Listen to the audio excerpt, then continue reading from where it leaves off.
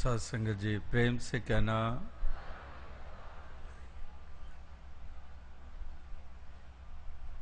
बिहार झारखंड के इस प्रांतीय संत समागम के दूसरे दिन भी ऐसा भव्य रूप बना है जहां आप सभी इस सत्संग के रूप में उपस्थित हैं, मिलजुल कर इस परमात्मा ईश्वर निराकार का गुणगान कर रहे हैं और इसी से उत्तम प्रार्थनाएं कर रहे हैं, सारे संसार की भलाई की कामनाएं कर रहे हैं और अपने लिए भी यही मांग रहे हैं कि ये जीवन का सफ़र मानवता की डगर पर चलते हुए तय हो, नेकियों से युक्त होकर हम इस यात्रा को तय करें। तो इस प्रकार से यहाँ पर ऐसा सुंदर महकता हुआ वातावरण कल की तरह बना है और जब से यहाँ पर ये समागम की विधिवत तारीखें जो कल और आज दोनों ही दिन एक एक पल एक एक पहलू का पूर्ण रूप में आनंद लिया गया है। आज भी सुबह सेवा दल के नौजवानों ने रैली के रूप में सेवा के महत्व को उजागर किया और इसी तरह से संदेश उत्तम अपने कर्म के द्वारा दिए जा रहे हैं। जो संसार में भावनाएं कम देखने को मिलती हैं, उन भावनाओं को एक उजागर करने का प्रयास किया गया है। वो है कि निष्काम भाव से युक्त होकर दूसरों के काम आना।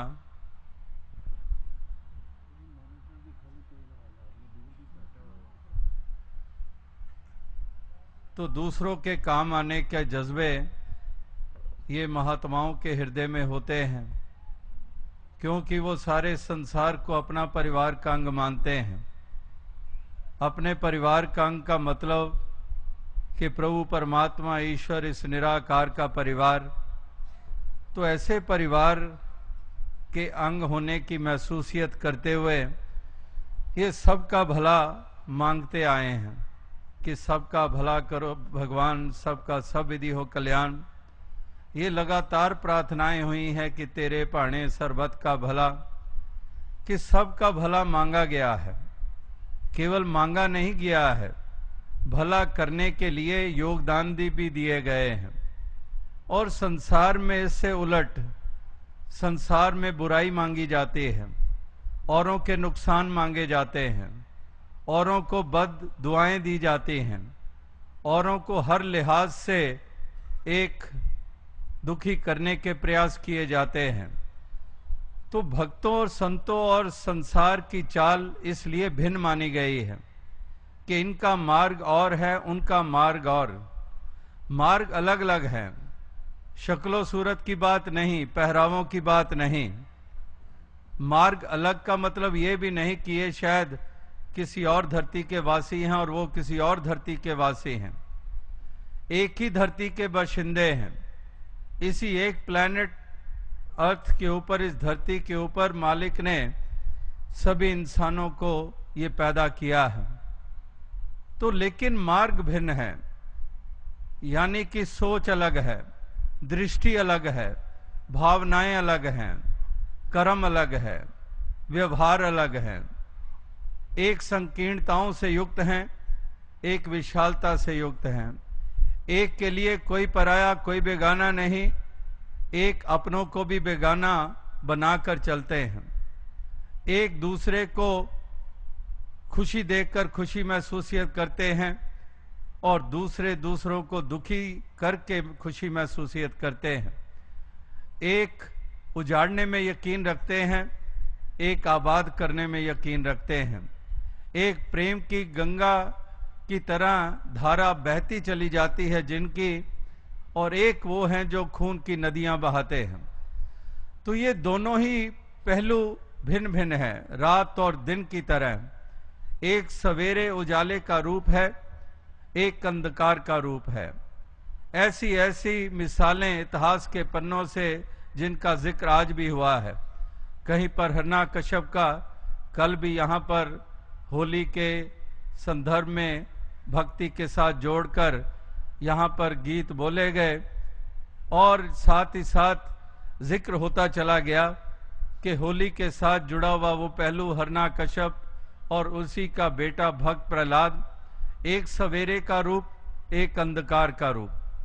हिरण्यकश्यप अंधकार का रूप है, कठोर हृदय वाला, अहम और अभिमान से चूर, प्रभु ईश्वर का गुणगान सुनने को तैयार नहीं, और अपना ही बेटा जो गुणगान कर रहा है प्रभु का, उसी को मारने काटने पे उतारू हुआ पड़ा है।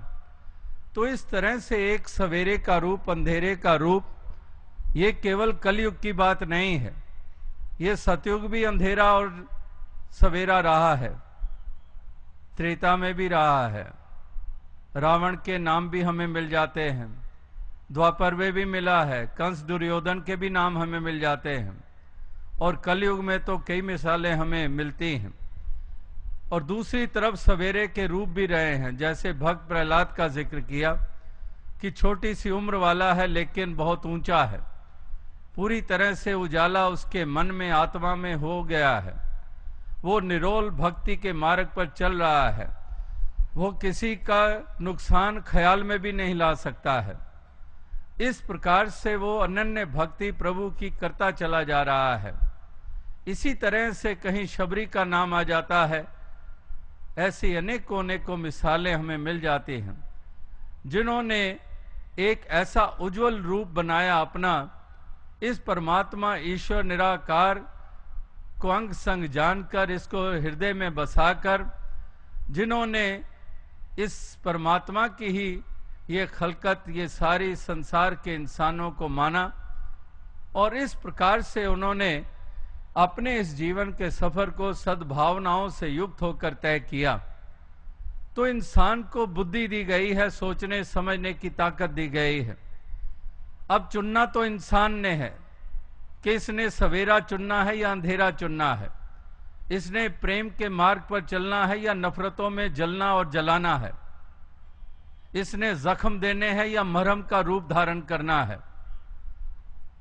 ये इंसान के लिए ये सोचने की जो शक्ति मालिक ने दी है, समझने की जो ताकत मालिक ने दी है, तो इंसान ने ही उसका सही इस्तेमाल करके एक साबित करना है कि वाकई ही एक ऐसी विवेक बुद्धि वाला ये बन गया है। और यूं ही अगर ऐसी बुद्धि बन जाए तो फिर बात ही क्या है। इसीलिए महापुरुषों को कहना पड़ा कि बिनु सत्संग विवेक ना होई, कि बिना संतों का संग किए ये विवेक बुद्धि नहीं प्राप्त होती है। ये तो विनाशकारी ही बुद्धि हमारी बनी रहती है। ये तो संतों का संग मिलता है, ब्रह्म ज्ञानी वो उजाला हमारे मन और आत्मा में कर देते हैं, हमें वो सलीका जीवन का बता देते हैं। संतों की मत, ऊंची मत जो मानी गई है, यही मति दूसरे को प्रदान कर देते हैं। तो फिर वो वाकई ही ऐसा सुंदर रूप बन जाता है उनका, और वो धरती की शोभा बनाने वाले बन जाते हैं। वो विनम्र हो जाते हैं, वो विशाल हो जाते हैं, वो मधुर स्वभाव वाले हो जाते हैं। तो इसीलिए संतों की मति को अपनाने की बात ये युगों युगों से हुई है। मन नीवा मत ऊंची, ये गुरु पीर पैगंबरों ने भी कहा है कि ये मन नीवा, ये मन विनम्र रहे, दास भावना रहे, मस्कीनी का भाव रहे। और वो तभी अगर मत ऊंची धारण की है, यानी कि संतों की मत, साकत की मत ही ऊंची तो हो ही नहीं सकती, वो तो खोटी मत होती है।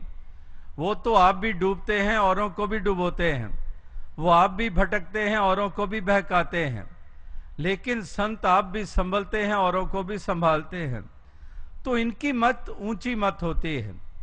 तो ऊंची मति को धारण करके जो चलता है वो ऊंचा हो जाया करता है, उसका रूप निखर जाता है,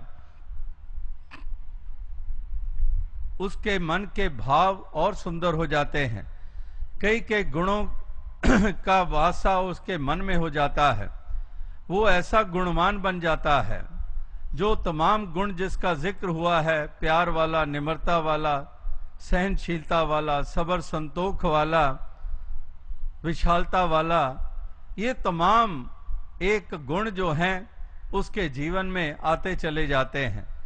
इसीलिए फिर उसका रुतबा सबसे ऊंचा हो जाया करता है।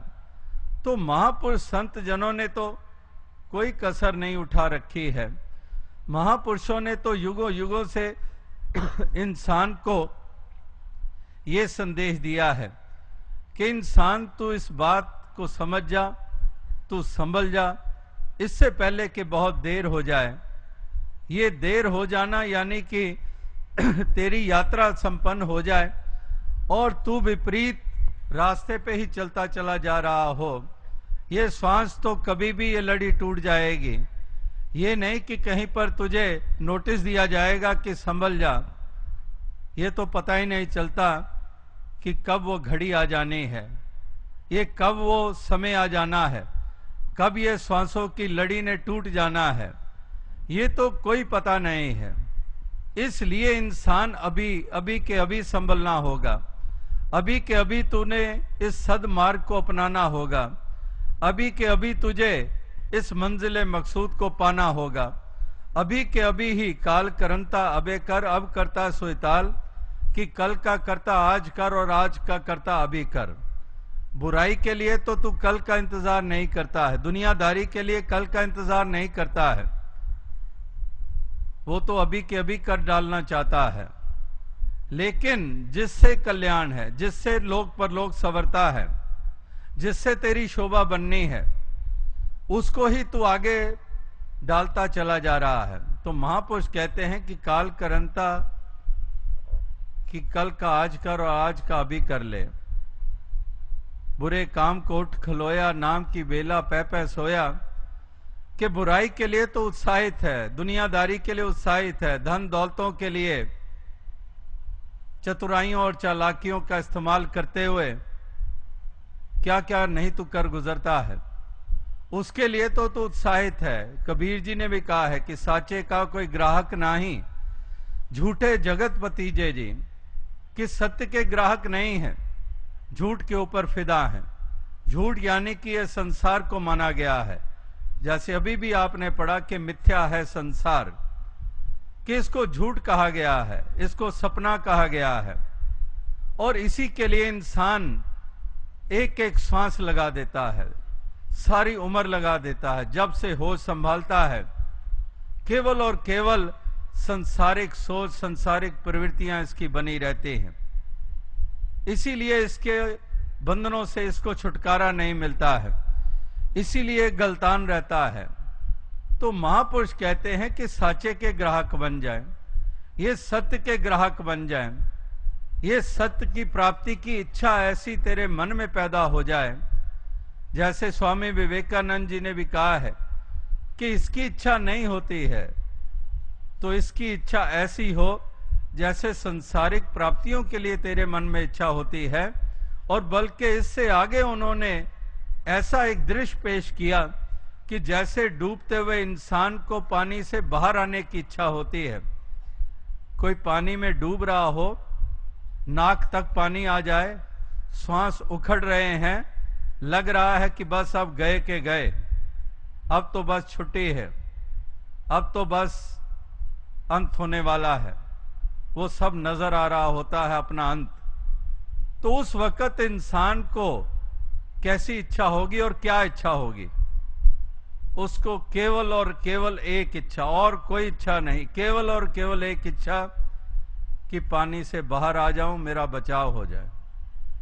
तो इस तरह से इस भव सागर में डूबने से बचने के लिए ये इच्छा हो, और डूबने से बचता ही पाएंगे अगर हम वाकई ही ये जो न्यारा है सारे संसार से, जो सारी कायनात को बनाने वाला है लेकिन फिर भी इससे न्यारा है। जैसे अवतार वाणी में भी आप पढ़ते हैं कि 9 चीज़ां दृष्ट मानने जिसनू कहंदे माया है, 10वां ब्रह्म इना तो वखरा इना विच समाया है। कि ये भिन्न है, त्रय गुण ते प्रभु भिन्न, कि ये भिन्न है। बनाने वाला यही है, सर्वव्यापी है, इसलिए विराजमान भी ये कण कण में है, लेकिन फिर भी ये न्यारा है। तो भव सागर में डूबने से बचाव का यही साधन है कि इस न्यारे से नाता जोड़ लेना है, इससे अपना संबंध बना लेना है, इसका बोध हासिल कर लेना है। ये जो शाश्वत परम सत्ता है, ये जमीन जब ना थी, आसमान जब ना था, चांद सूरज ना थे, ये जहां जब ना था, ये जब कुछ भी नहीं था तब भी इसकी मौजूदगी थी। ये संसार, ये यूनिवर्स, ये कायनात, ये सौर मंडल, ये सोलर सिस्टम्स, ये गैलेक्सीज और ये सारे जो कुछ भी हमें कायनात के रूप में देखने को मिल रहा है, ये कुछ भी नहीं था, केवल और केवल इस परमात्मा का अस्तित्व था। और जब इसने ये रचना रच डाली तब भी इसका अस्तित्व कायम। और कल को महाप्रलय की बातें अगर करते हैं हम, तो अगर वाकई ही महाप्रलय हो जाता है तो फिर भी कुदरत, ये रचना तो ये तो नष्ट हो जाएगी, लेकिन रचनहार फिर भी कायम रहेगा। एक मिसाल कई दफा दास देता है कि इस प्रकार से है जैसे आपके मस्तिष्क में कोई ख्याल आया है, तो आपके मस्तिष्क में वो ख्याल है। अब उसी ख्याल को आपने ब्लैक बोर्ड के ऊपर चौक के साथ लिख दिया है, उसी ख्याल को। अब उसको ब्लैक बोर्ड पे लिखा है, इसका मतलब ये नहीं कि अब वो मस्तिष्क में नहीं रहा है, वो तब भी कायम है। अब तुमने कपड़ा लेकर उस ब्लैक बोर्ड से जो लिखा है उसको मिटा डाला है, लेकिन फिर भी वो जो ख्याल है वो फिर भी आपके मस्तिष्क में फिर भी कायम है। तो ब्लैक बोर्ड पे लिखना और उसको मिटा देना, इन अवस्थाओं से ऊपर रहा कि मस्तिष्क में तो फिर भी वो सोच, वो ख्याल, वो कायम रहा, वो ब्लैक बोर्ड की तरह मिटा नहीं है।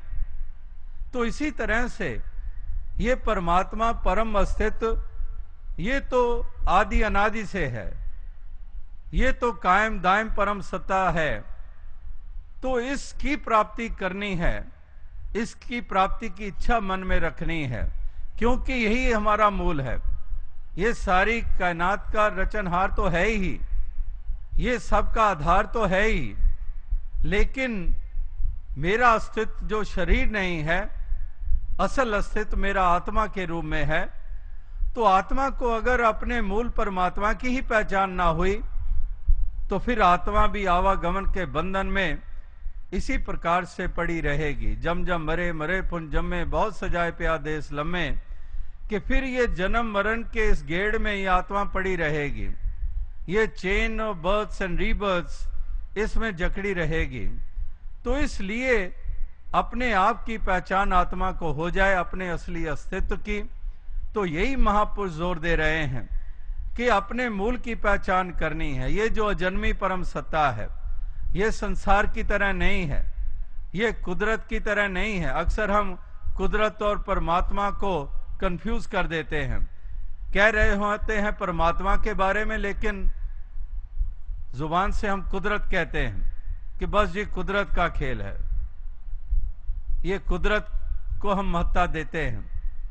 लेकिन महापुरुष कहते हैं कि कादर ना हो तो कुदरत भी अस्तित्व में नहीं आनी थी।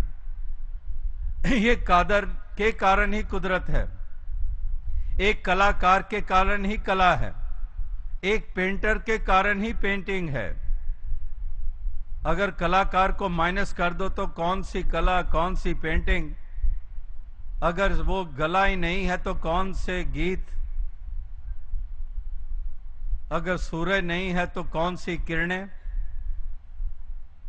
तो इसलिए महापुरुष कहते हैं कि उस मूल को प्रधानता दो।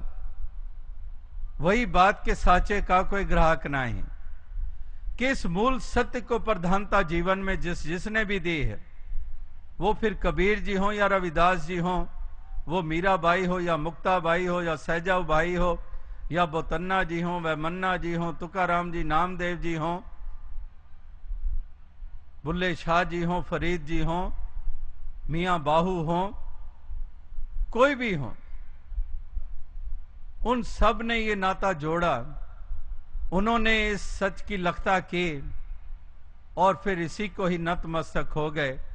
उन्होंने जान लिया कि वाकई ही इस संसार की तुलना में इस निराकार का ही महत्व है। इसलिए निराकार को उठते बैठते उन्होंने विशेषता दी। उठत बैठत हर भजो साधु संग प्रीत, नानक दुर्मत छुट गई पार ब्रह्म बसे चीत। कि उठत बैठत फिर इसी को ही प्रधानता दी कि श्वास श्वास सिमरो गोविंद, तू ही नंकार करो ते हर पल इसनु याद करो।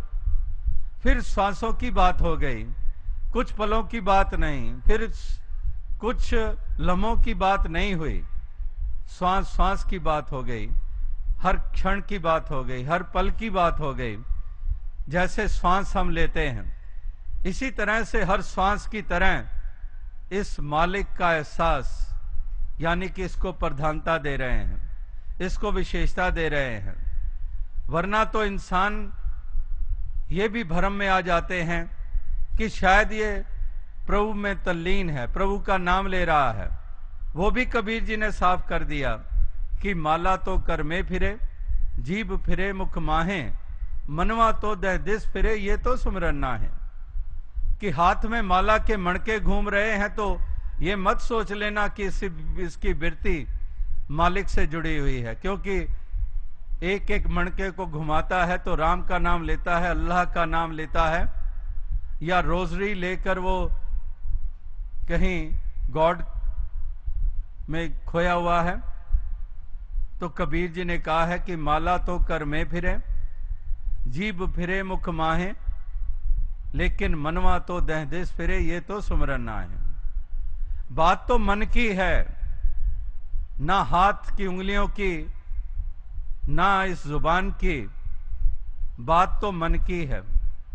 मन ने ही रावण होना है, मन ने ही राम होना है, मन ने ही बेचैन होना है, मन ने ही आनंदित होना है, मन में ही अच्छाइयां होनी है, मन ने ही बुराइयां होनी है। और जिसका मन चंगा तो कठौती में गंगा, तो मन की ही सारी खेल है। तो ये नाता जोड़ना, श्वास श्वास उठत बैठत हर भजो, इसका मतलब कि उठते बैठते इस मालिक को प्रधानता देनी, इसका एहसास करना, इसके रंग में रंगे रहना। इस तरह से जो अपनी अवस्था बना लेते हैं, वाकई ही वो निर्मल और पावन हो जाया करते हैं। उनके जीवन में ऐसी एक आनंद की अवस्था देखने को मिलती है, ऐसी एक खुशी देखने को मिलती है, ऐसे चेहरे को चमकता हुआ हम उनके देखते हैं। तो कहने का भाव क्या है कि इंसान को यह सोचना होगा कि उसने किस ओर जाना है। तो जिस परमात्मा से नाता जोड़कर ये सारे सिले प्राप्त होने हैं, जिससे ये पेड़ और जिससे ये फल प्राप्त होने हैं, तो उस बीज को कहां से प्राप्त किया जाए? बीज के बगैर तो कुछ हो ही नहीं सकता है। तो ये बीज का होना जरूरी है। और इंसान कई अनेकों प्रकार की क्रियाएं करे चले जा रहे हैं, और तो उनकी अवस्था तो ऐसी है जैसे कि जमीन में एक उस जमीन को जोता भी गया है, उसको सींचा भी गया है, सिंचाई भी की गई है, पानी भी उपलब्ध कराया गया है, उसमें खाद भी डाली गई है, और इंतजार कर रहा है कि इसमें से फसल प्राप्त हो। तो पूछने वाला पूछ रहा है कि भाई साहब फसल नहीं हुई? नहीं हुई। आपने सब कुछ किया, सब कुछ किया, मैंने जुताई भी की, मैंने खरपतवार भी निकाले, मैंने खाद भी डाली, मैंने जल भी दिया, पानी भी दिया। तो आगे से पूछने वाला पूछता है कि बीज डाला? कहते जी बीज तो नहीं डाला। तो वो सिंचाई और बिजाई और खाद वो किस काम आई? मैं ये कर रहा हूं, मैं पठन पाठन करता हूं, मैं स्नान करता हूं, मैं यात्राएं करता हूं, मैं ये करता हूं, वो करता हूं। अगर इस बीज परमात्मा को ही नहीं अपनाया तो बाकी क्या मायने रह गए? तो इसलिए महापुरुष संत जन इस बीज को अपने हृदय में बसाने के लिए ये प्रेरणाएं देते हैं।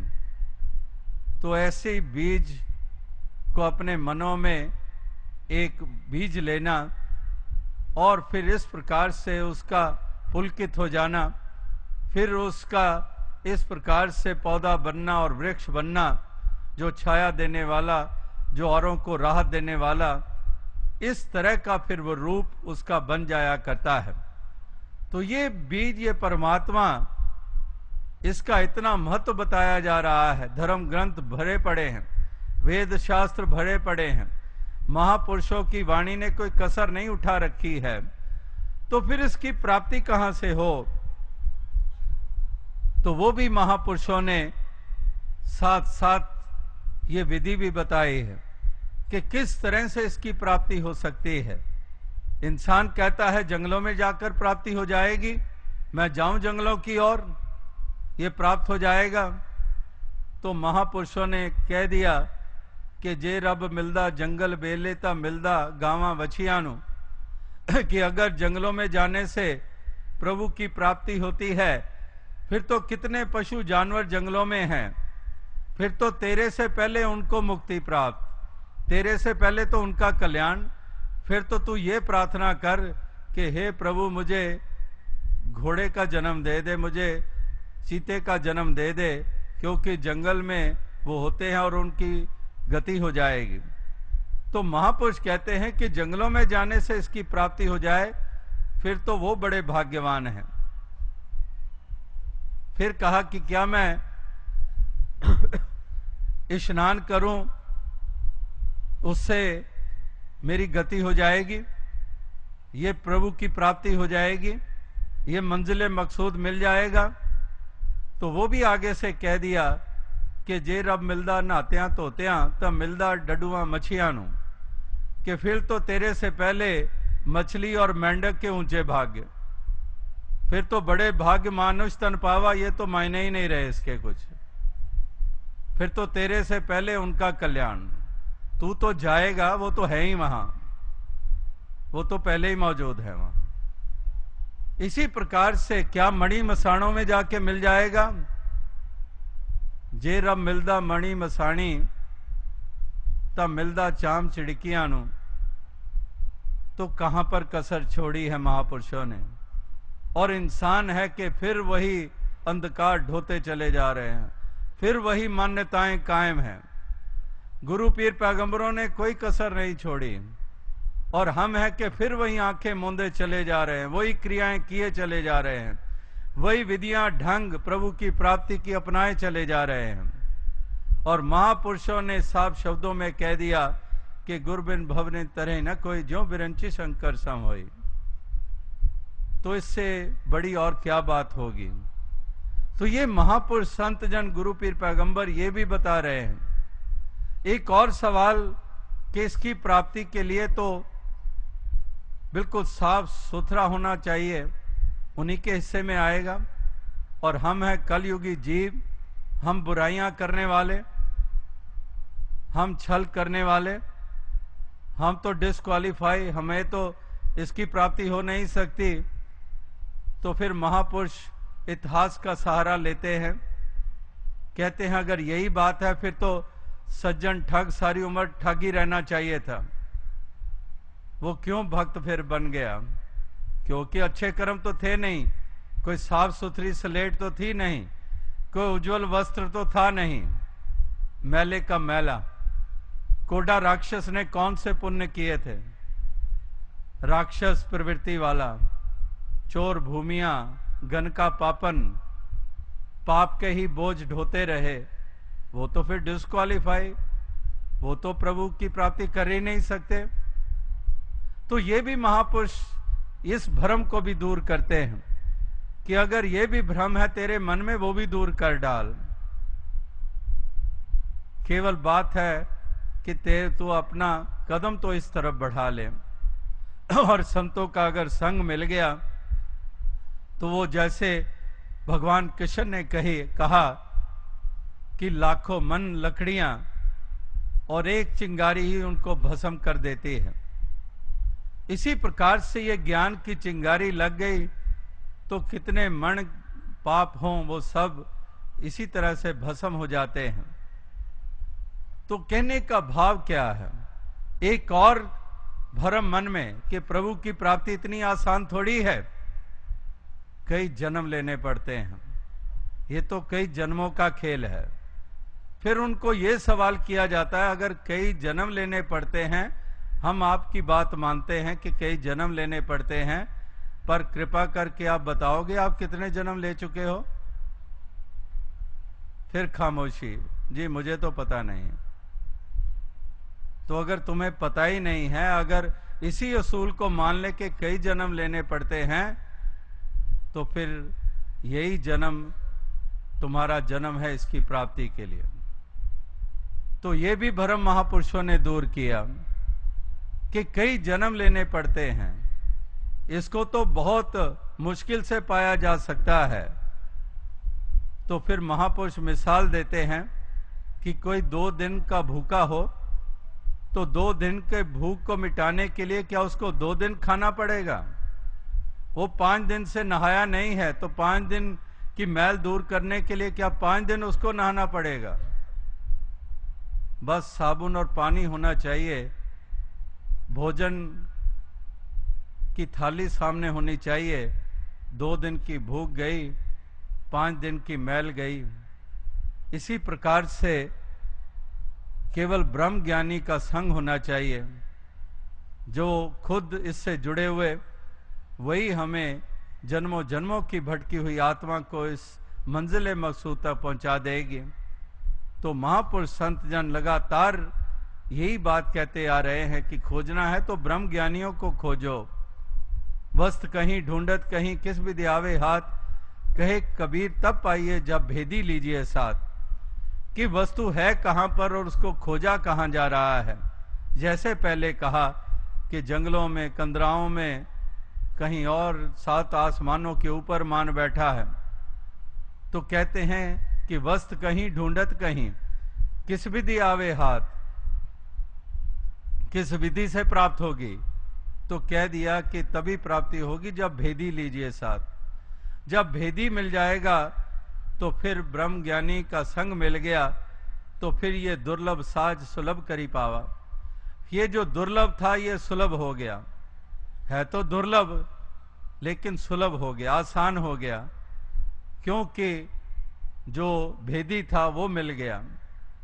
दुर्लभ साज सुलभ करी पावा, ये सुलभ तभी हो गया जैसे कोई मैकेनिक होता है और हम गाड़ी में उलझे होते हैं, कोई खराबी इंजन में हो गई है, हम कभी ये तार खींच रहे हैं, कभी वो चीज हिला रहे हैं, पुर्जा हिला रहे हैं, कभी कुछ कर रहे हैं, और ऊपर से मैकेनिक आ जाता है। वो पूछता है क्या हुआ जी, ये खराबी है? कहते बस 1 सेकंड एक तरफ हो जाओ, ये तो मेरी बाएं हाथ का खेल है और वो उसको दुरुस्त कर देता है, ठीक कर देता है। तो इसी प्रकार से है तो दुर्लभ लेकिन सुलभ हो गया।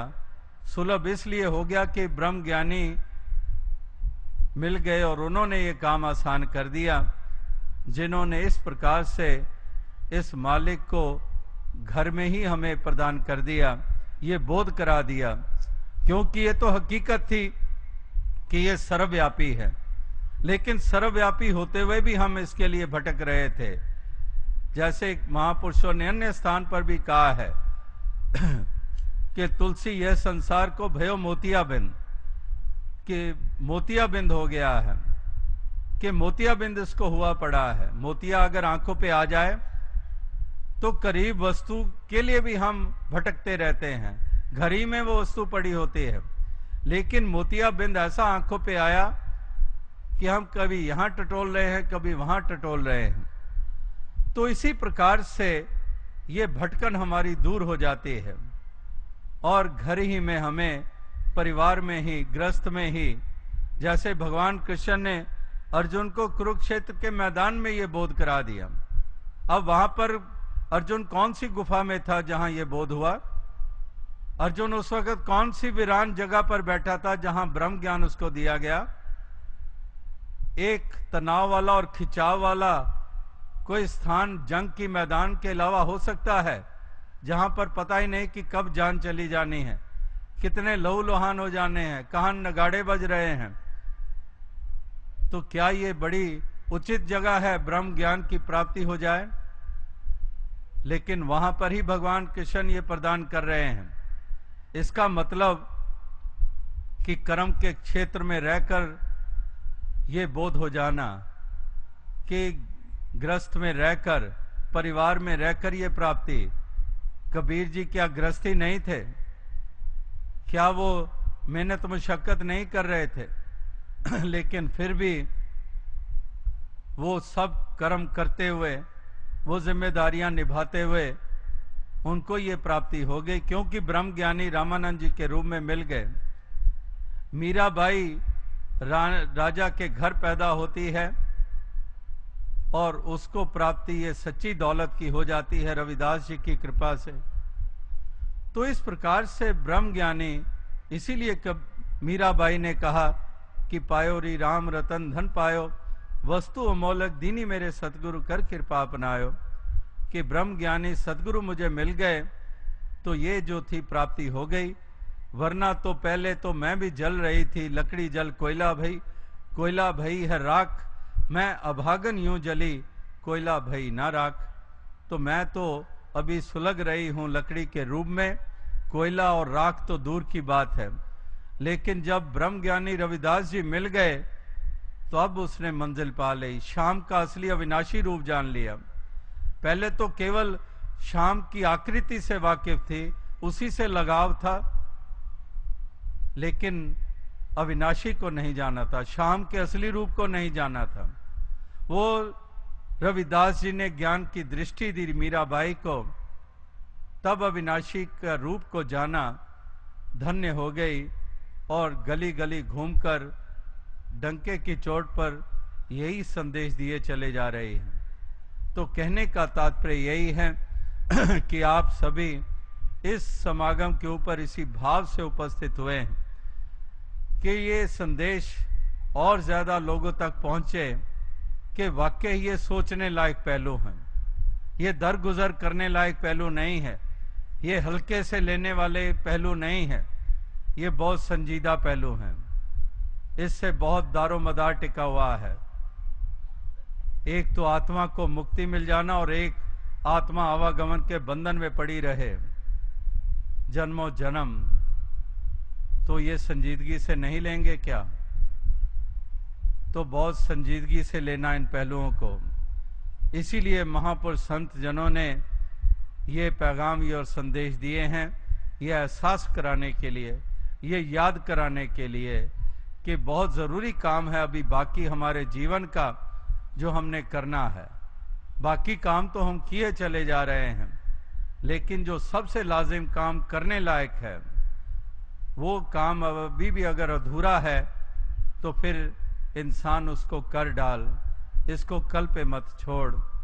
तो कहने का भाव कि जहाँ पर इस तरफ अग्रसर करते हैं तो केवल आत्मा का कल्याण नहीं, जहाँ से बात आरंभ की थी इसका और भी प्रताप है, इसका और भी बड़ा लाभ कि लोक को भी तो संवारना है। चलो आत्मा को मुक्ति मोक्ष मिली पर लोक संवर गया, तो लोक को भी तो संवारना है। और वो है जैसे पहले कहा कि इसी ज्योत को इस मन में भी स्थापित कर लेना, मन को भी उज्जवल करना, मन में वो सद्भावना जो दास ने आरंभ में बात कही कि इनका मार्ग और है उनका मार्ग और, कि मन को सजाना संवारना है, प्यार करुणा के साथ, दया के साथ मन को सजाना है, स्नेह के साथ।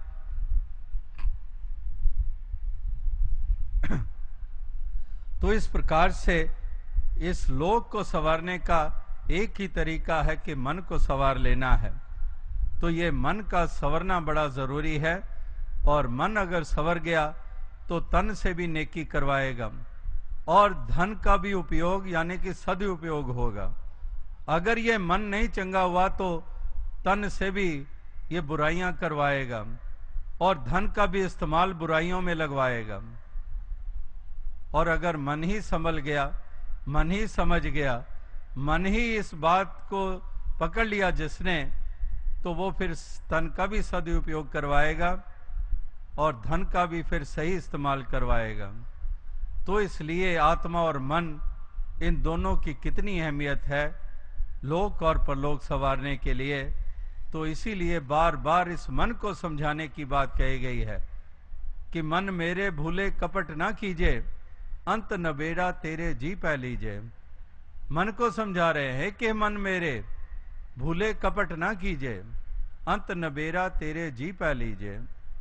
तो जैसे आज भी महापुरुष कह रहे थे कि मन तो है ही चंचल, मन तो की तो एक गुण है चंचलता। ये तो बंदर की न्याय है कि बंदर कभी टिकता नहीं है, एक जगह के ऊपर कभी उधर उछलेगा, कभी उधर उछले, कभी इस डाल कभी उस डाल।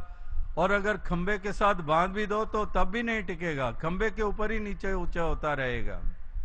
ये मन तो कैसा है कि ये जिसको हूढ़मती हम कहते हैं, कि इसकी अक्सर वही होती है बात कि ये मन मानता नहीं है, ये संभलता नहीं है।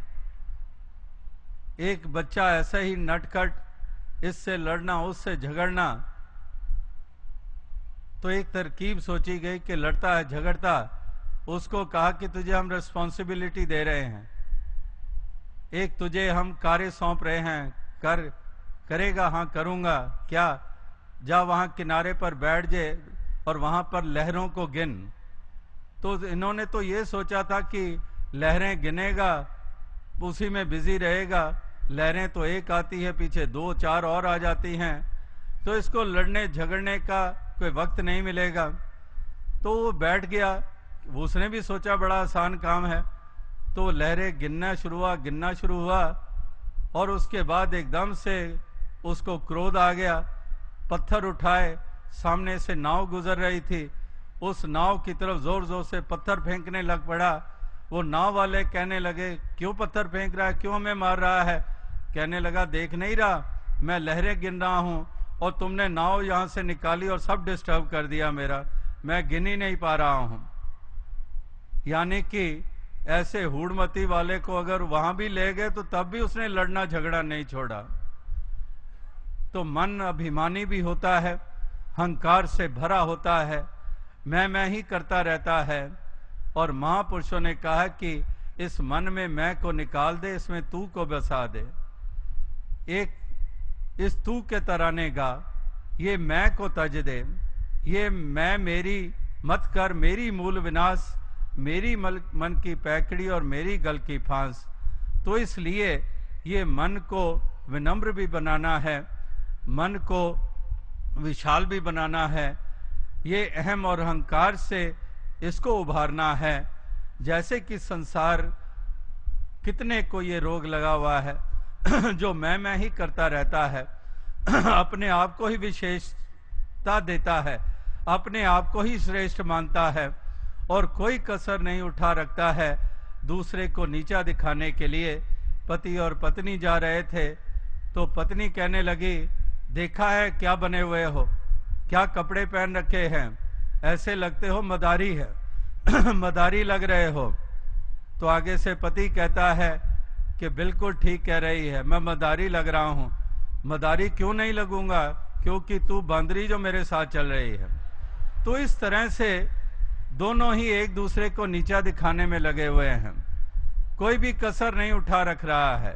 जाति के लिहाज से भी एक दूसरे को नीचा दिखाया जा रहा है। धर्म मजहब का नाम ले तो तेरा धर्म नीचा, तेरा मजहब नीचा, मेरा मजहब ऊंचा, मेरा पैगंबर ऊंचा, तेरा पैगंबर नीचा, मैं दौलत वाला, तू रंक, तू कहां पर, मैं ताकत वाला, मुझे पोजीशन मिली हुई है, तू किस गिनती में आता है।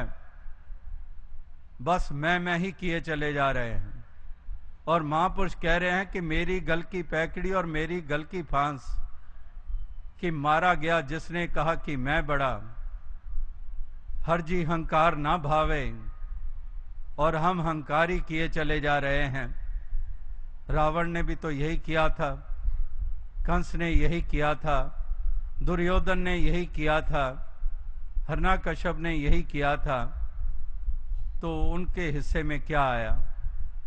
तो उनके हिस्से में अगर वो कुछ अच्छा नहीं आया तो तू अहंकार करने वाला, तेरे हिस्से में क्या अच्छा आ जाएगा। तो इसलिए कबीर जी की तरह विनम्रता को धारण कर ले कि कबीर सब ते हम बुरे, हम तज भलो सब कोय, जिन ऐसा कर बूझिया मीत हमारा सोए। इस प्रकार की विनम्रता को धारण कर ले, मन में सब्र और संतोष को बसा ले कि ऐसा सब्र और संतोष कि जब आए संतोष धन तो सब धन धूलि समान, जिसको कंटेंटमेंट कहते हैं। तो सब्र और संतोष वाला बना ले इस मन को, विनम्र बना ले इस मन को हलीमी वाला बना ले, मन को विशाल बना ले, मन को सहनशील बना ले। तो इस प्रकार से ये मन की अगर ये अवस्था बन गई तो तेरा लोक भी सुंदर बन गया, तेरा रूप सुंदर बन गया। फिर चाहे बाहर तेरे शरीर में इतनी सुंदरता नहीं है, तेरे लिबास इतने सुंदर बेशक ना हो, लेकिन तेरे मन की सुंदरता है और तेरे भाव सुंदर हैं, तेरा कर्म व्यवहार सुंदर है, तो तुझ जैसा सुंदर फिर और कोई हो ही नहीं सकता है। तो इसलिए तेरे सामने तो अच्छी सी अच्छी शक्लों सूरतें भी वो कुरूप नजर आने लग पड़ती हैं, क्योंकि वहां पर शक्ल तो सुंदर है लेकिन मन की कुरूपता है। तो इसलिए सुंदरता असली भी क्या होती है ये महापुरुषों ने बताई। अमीर कौन होता है, किस दौलत के द्वारा होता है, ये भी महापुरुषों ने बताया। तो ये सब तो महापुरुषों ने फैसले दिए ही हुए हैं। अब तो निर्भर करता है कि इंसान इसको किस तरह से लेता है, किस संजीदगी से लेता है, उत्साह दिखाकर उस तरफ बढ़ता है कि नहीं बढ़ता है, इसके ऊपर सारा दारोमदार टिका हुआ है। तो दास और अधिक शब्दों का सहारा नहीं लेगा क्योंकि समय काफ़ी आगे बढ़ चुका है। तो इन्हीं शब्दों से अंत में फिर से अपनी खुशी जाहिर करते हुए, जो कि यहाँ पटना में आने का मौका जो मिला, ये समागम करने का अवसर मिला, जो पीछे करीब 2 बरस पहले समस्तीपुर में मौका बना, और बिहार झारखंड में समय समय पर कहीं पर कोडरमा झुमरी तलैया में भी ऐसा समागम, गया में भी समागम हुआ, इसी प्रकार से धनबाद में भी, बरौनी में भी, और इसी तरह से अन्य स्थानों के ऊपर भी, रांची में भी समागम का आयोजन हुआ। तो ये समय समय के ऊपर ये प्रांतीय समागम जो होते हैं भिन्न भिन्न शहरों में ऐसे रूप बनते हैं। और सिवाय दिल्ली और मुंबई के, मुंबई में महाराष्ट्र का समागम वो केवल मुंबई में ही होता है, और दिल्ली का सालाना संत समागम।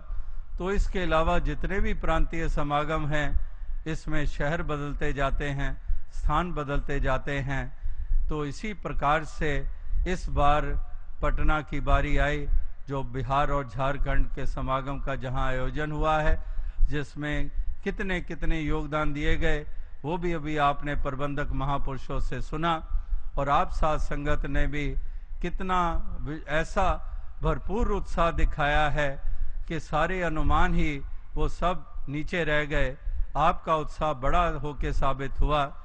जिस प्रकार से लगातार पहले दिन भी दास जब पहुंचा तो यही देख रहा था, जब यहाँ पर पहुंचना हुआ रात्रि के वक्त इस मैदान में, शाम के वक्त, तब भी संगते बच्चे क्या बुजुर्ग क्या सर पे सामान उठाए सड़क से आए जा रहे हैं इस मैदान की तरफ। और जब सुबह यहाँ आए तब भी उससे ज़्यादा नज़र आए सड़क पे आते हुए इस मैदानों की तरफ। शोभा यात्रा चल रही है, उस दौरान पहुँच रहे हैं। और ये नहीं, उसके बाद फिर जब समागम की ओर आए तो फिर वही सब सड़कों पे संगते इस तरफ आ रही हैं। और यहाँ रात को जब रुखसत हुए कल, तब भी वो फ्लो बना हुआ, तब भी आए चले जा रहे हैं। हालांकि एक दिन बीत चुका था, फिर भी आए जा रहे हैं। तो कहने का भाव कि ये उत्साह आप तमाम साथ संगत, क्योंकि आपको लगन लगी है, क्योंकि आपके भाव भक्ति वाले हैं, क्योंकि एक प्रेम का जज्बा है, क्योंकि एक उपकार का जज्बा है। संत होते ही उपकार के लिए हैं। जहां आप ऐसे समागमों पर अपनी भक्ति निभाते हैं, भक्ति को और निखार देते हैं, वहाँ पर इस बहाने उपकार भी हो जाता है। इस संदेश को और फैलाव मिलाने देने के लिए आपका ये योगदान होता है। तो दातार सब पे कृपा करे कि इसी तरह से ये रंग भक्ति का, प्रेम का, नाम का ये चढ़ा रहे और ये उपकार इस संसार के ऊपर ये करते चले जाएं। यही शुभकामना, यही अरदास, इसी प्रार्थना से दास साहब से इजाजत चाहेगा। साथ संगत जी।